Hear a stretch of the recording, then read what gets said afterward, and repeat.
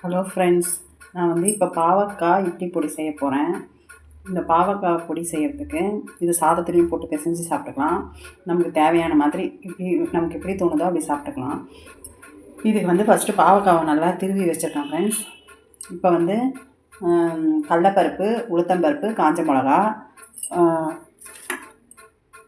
ஒரு கட்டி அச்சு வெல்லம் எடுத்து வச்சுருக்கேன். நீங்கள் எந்த வெல்லம் வேணாலும் எடுத்து வச்சுக்கணும் ஃப்ரெண்ட்ஸ். ஏன்னா அதில் கொஞ்சம் கசப்பாக இருக்கும், நம்ம சாப்பிடும்போது சேர்த்துக்கலாம். இப்போ நான் செய்யறதை பாருங்கள் ஃப்ரெண்ட்ஸ். ஒன்று நான் வறுத்து கொட்டுறேன், பார்த்துக்கோங்க. இப்போ ஸ்டவ் ஆன் பண்ணிட்டு இந்த அளவில் ஒரு டம்ளர் கடலைப்பருப்பு,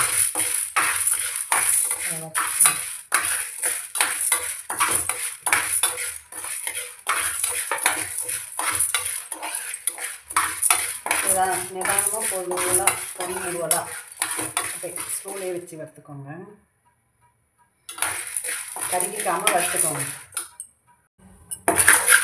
இதை பொன்னிறமாக வறுத்துக்க பிறகு இதை எடுத்து தட்டில் போட்டு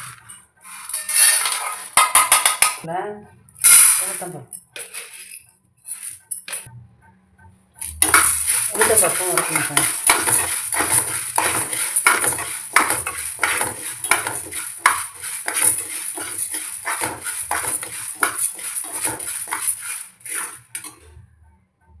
உளுந்தும் கொஞ்சம் வறுத்துட்டு பாருங்கள். உளுந்து நல்லா பொன்னிறமாக வறுந்துருச்சு. இந்த ஸ்டேஜில் கொட்டிக்கணும் ஃப்ரெண்ட்ஸ். கொட்டிக்கணும். காஞ்ச மிளகா உங்கள் தேவைக்கு ஏற்ற மாதிரி வச்சு லைட்டாக வறுத்துக்கோங்க. தேவைக்கு ஏற்ற மாதிரி வச்சு வறுத்து கொட்டிக்க வேண்டியதுதான். இப்போ காஞ்ச மிளகா வறுத்தாச்சு, இதை கொட்டிக்கணும். இப்போ கொஞ்சம் கடாயில் எண்ணெய் ஊற்றிட்டு, நல்லெண்ணெய் ஊற்றிட்டு, இப்போ இந்த பாவக்காவை அப்படியே எண்ணெயிலே நல்லா முருவலாக வறுக்கணும்.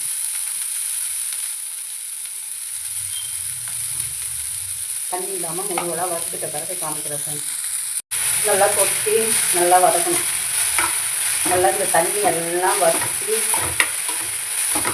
வர ஸ்டேஜ் வரைக்கும் வதக்கணும் ஃப்ரெண்ட்ஸ். நல்லா வதக்கிட்ட பிறகு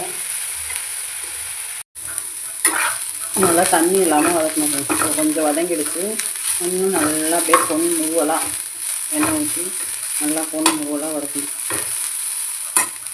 இப்போ பாருங்கள் ஃப்ரெண்ட்ஸ், இந்த ஸ்டேஜில் நல்லா புறன்னு வறுத்துட்டேன். இந்த ஸ்டேஜில் ஆஃப் பண்ணிடணும் ஃப்ரெண்ட்ஸ். நல்லா முருகலாக வரணும். எவ்வளோ இருந்த பாவக்காய் இப்போ நல்லா வறுத்தாச்சு. இப்போ நிறுத்திட்டு ஆற வச்சு அரைக்கணும். இப்போ இதை ஆற வச்சாச்சு ஃப்ரெண்ட்ஸ். எல்லாத்தையும் ஒன்றா கொட்டி அரைக்க வேண்டியது தான். அரைச்சிட்டு உங்களுக்கு காமிக்கிறேன்.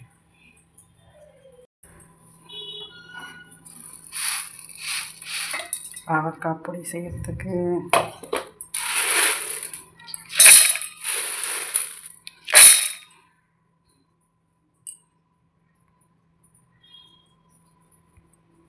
கொஞ்சம் பொடி பண்ணிவிட்டு அப்புறம் பாவக்காவை போட்டு அரைப்போம் ஃப்ரெண்ட்ஸ். இந்த பாவக்காய் பொடிக்கு தேவையான உப்பையும் சேர்த்துக்கணும் ஃப்ரெண்ட்ஸ். சேர்த்துக்கிறேன். பொடிக்கணும். வறுத்து வச்ச பாவக்காவையும் கொட்டிக்கினாச்சு ஃப்ரெண்ட்ஸ். இப்போ கொட்டிக்கினா அரைச்சிட்ட பிறகு காமிக்கிறேன். இதெல்லாம் பாருங்கள், தூள் எவ்வளோ அழகாக வந்திருக்கு. இதில் கொஞ்சோண்டு வெல்லம் நான் சேர்த்துக்கிறேன் ஃப்ரெண்ட்ஸ். ஏன்னா பசங்க சாப்பிடக்குள்ள கசப்பாக இருந்தாலும் விரும்பி சாப்பிடணும். அது சுவையில் இது ஒரு சுவைன்னு சொல்லிட்டு தெரிஞ்சுக்கணும் பசங்களும். இப்போதைக்கு பசங்கள்லாம் சாப்பிட மாட்டாங்கல்ல, அதனால் கொஞ்சம் வெல்லம் சேர்த்துக்கிறேன். இதை பாருங்கள் ஃப்ரெண்ட்ஸ், பாவக்காய் பொடி சூப்பராக செஞ்சிட்டோம். இதை நம்ம பாட்டிலில் கொட்டி ஃப்ரிட்ஜில் ஸ்டோர் பண்ணி வச்சுக்கலாம், இல்லை வெளியே வச்சுக்கணும் சாப்பிடலாம் ஃப்ரெண்ட்ஸ். பாருங்கள், இது மாதிரி செஞ்சு ஹெல்த்தியாக பசங்களுக்கும் கொடுங்க. நீங்களும் சாதத்துலேயும் போட்டு பிசைஞ்சு சாப்பிடலாம்.